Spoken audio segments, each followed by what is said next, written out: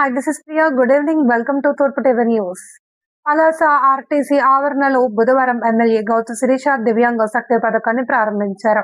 ఈ సందర్భంగా ఆమె మాట్లాడుతూ ఎన్నికల్లో ఇచ్చిన హామీ మేరకు కూటమి ప్రభుత్వం దివ్యాంగులకు ఉచిత బస్సు ప్రయాణ సౌకర్యాన్ని నేటి నుండి అమలు చేస్తుంది అని తెలిపారు.